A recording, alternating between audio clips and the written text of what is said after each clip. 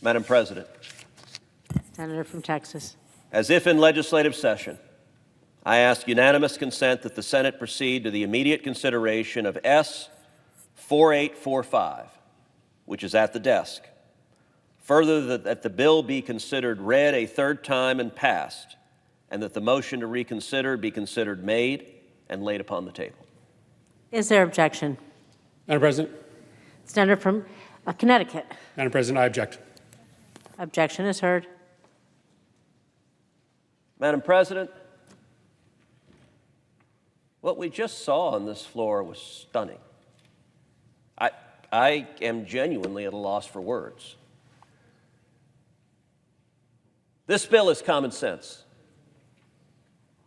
There is not a constituent in Texas or Nevada or Connecticut who, if you asked, would it be a good thing to have more police officers keeping our kids safe, wouldn't say, of course it would.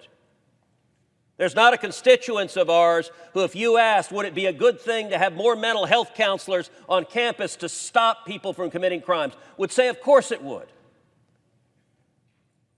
I was informed a few days ago that when I was going to seek unanimous consent, the senator from Connecticut was going to object. Now, the senator from Connecticut styles himself the leading advocate of gun control in the U.S. Senate. I was asked by reporters, why are the Democrats objecting to this? And I'll tell you what I told reporters. I have no idea. They haven't said. They haven't told me why they object to it.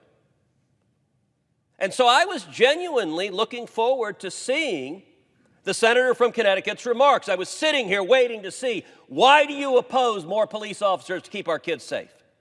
Why do you oppose mental health counselors in schools?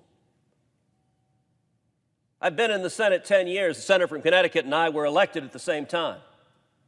I've engaged in many debates on this floor, including with the senator from Connecticut.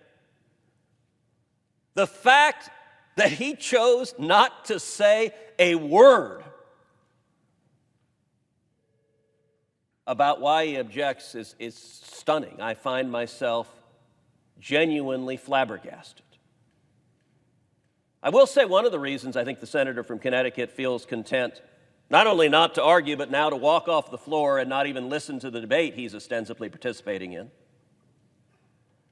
One of the reasons he feels free to do so is if you look up at the Senate gallery, I can count them, there are precisely 0 reporters in this gallery. Not a single one of the corporate media will report on this, and I think the senator from Connecticut feels absolutely certain. When he walks out, he will have reporters that will say, tell me how terrible Donald Trump is. And he'll lean in and say, oh, Donald Trump is really terrible. But not a one of the reporters will ask, hey, wait a second, why don't you want police officers keeping our kids safe? None of them will. The Democrats are protected by a dishonest army of propagandists in the corporate media. CNN will not have a panel sitting around discussing why is it that the Democrats simply do not care to defend their positions. Let me tell you, when there's a mass murdering and the Democrats stand up and give speeches and they point at Republicans and say, blood is on your hands, it's great political rhetoric. It's dishonest. But boy, it gins up their donors. It gets people to go and write checks to Democrats and fund their campaigns. What we just saw reveals that Democrats have one objective when a mass murder happens, and that is to take away the Second Amendment rights of law-abiding citizens. That is always, always, always their solution. Never mind that it doesn't work. Never mind that it doesn't stop violent crime. Never mind that if you look at the jurisdictions across the country with the strictest gun control laws, almost every single one of them consistently has among the highest crime rates and murder rates. Earlier this year, the senator from Connecticut authored his big gun control package, rammed it through this body. A package which will do nothing, zero, to stop mass murders. We will see another mass murder. I pray that we don't, but evil exists in the world, and if another lunatic attacks a school, and there's not a police officer at the front door to stop him, remember right now. Remember this moment when the Democrats said, no, we will not protect our kids.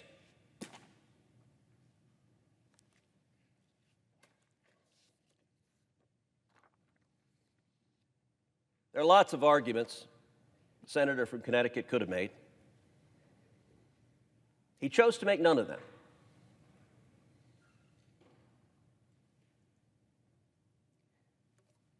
If he does not like how the money in this bill is specifically spent, I'm now going to propound a second unanimous consent bill. There are right now $135 billion in unspent COVID relief funds to schools. Under the rules the Democrats have put in place, those funds cannot be spent on school security. The second bill that I'm going to ask this body to pass is a bill that is very simple. It's one page. It says schools can spend some of that $135 billion on school security. They can decide what to spend it on. But if they decide they want to hire an additional police officer, they can spend the money on that. If they decide they want to enhance the physical security of their campus to make their students safer, they can spend it on that. They can invest in school security. Right now, the Democrats have blocked them from doing this. These are funds Congress has already appropriated that haven't been spent. And this bill is unbelievably simple. It says the schools can choose to invest in school security. Therefore, Madam President, as if in legislative session, I ask unanimous consent that the Committee on Health, Education, Labor, and Pensions be discharged from further consideration of S. 4586, and that the Senate proceed to its immediate consideration. Further, that the bill be considered read a third time and passed, and that the motion to reconsider be considered made and laid upon the table.